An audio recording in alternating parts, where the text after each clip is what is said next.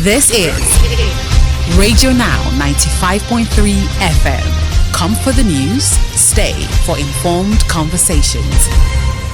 Continuing the conversations this morning, we turn to security, where recent reports by the National Bureau of Statistics tracking the path of crime across the country shows that Nigerians spent 2.2 trillion naira on ransom payments in 2024 alone.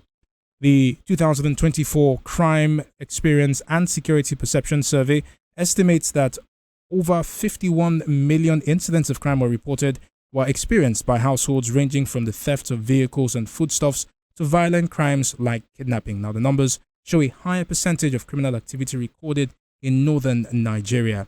Joining the conversation this morning is security expert Tony Ofoyeton. Good morning, sir, and thank you for joining us on the conversation.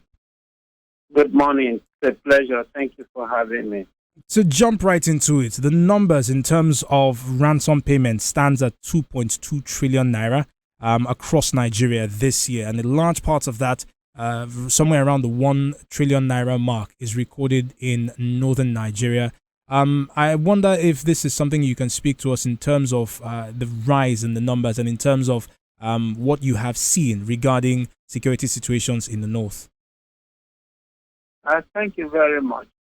I think ordinarily, the first time I heard this, I expected that the government should be, sleeplessly worried, because when you talk about 2 trillion, you are not talking about dollars.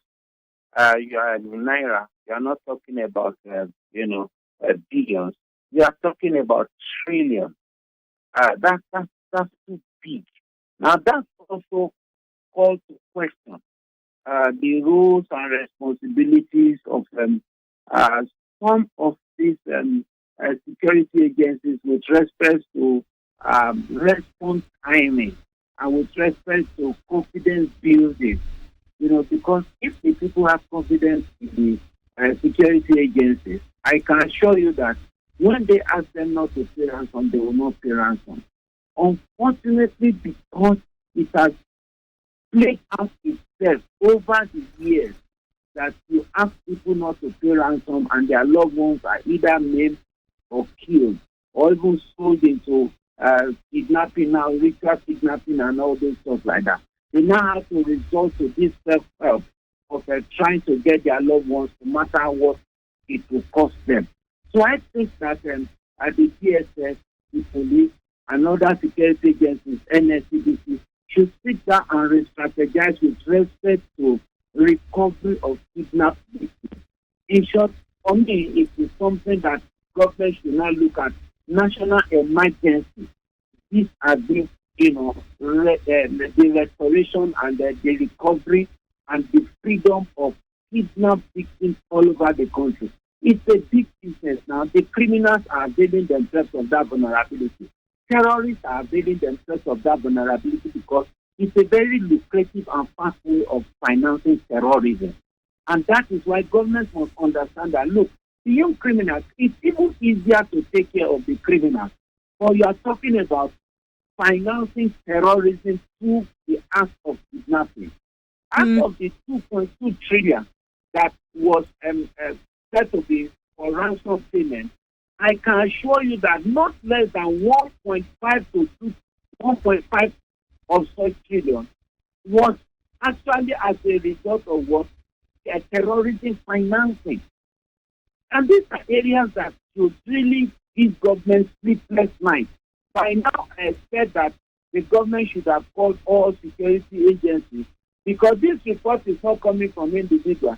This report is coming from, government agency itself. And that simply means that they should now sit down and look at how they can re-strategize. If not so, it will keep increasing. It will not diminish, except government is intentional about this money. By 2025, God forbid, but government must do something that will make God to forbid the increase of this 2.2 trillion. Mr. Ofoyeton, I think one of the interesting things, so two things first. One, and you referenced it, we remember when the Senate essentially decided that they were going to outlaw ransom payments. That came with a lot of pushback and criticism considering the reality. Two, we also have a national security advisor who has continued to insist that security has improved in Nigeria since this administration took office over a year ago. Now, you've already said that the numbers will continue to increase. And as much as you say we need to change strategy, there's a question of how that strategy should change. What exactly should agencies be doing? And maybe this is also the time to ask whether state police will help us in developing capacity. Well, in changing strategy, one of the first things is you talk about political will. Political will is the most and the strongest of all strategies that have to be changed. That is one. Then the use of, to what extent have security agencies been able to use technology to their own advantage? Because when you talk about BVN, when you talk about NIN, now these are all national databases that are expected to curb the act of money laundering, for example, terrorism, financing, and the like. To what extent has government been intentional about the use of all these platforms that government itself has established and is frustrating innocent people's businesses, but it's not meeting the desired expectation of establishing or bringing up such policies.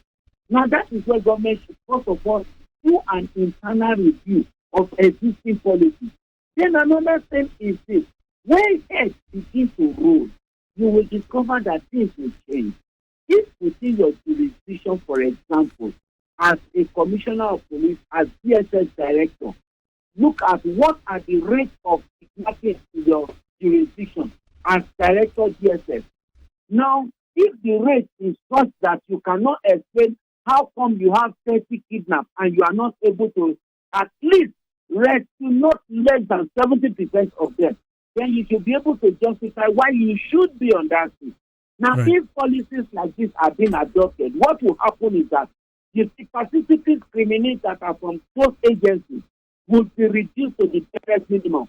Why? Because some of these kidnap cases are also aided and abetted by some law enforcement agents that are criminal-minded. They help, and we have had stories of such. So it's not as if one is trying to formulate anything. We have had stories of such. Law enforcement agencies being pointed at being part of those that actually were perpetrators of kidnap cases.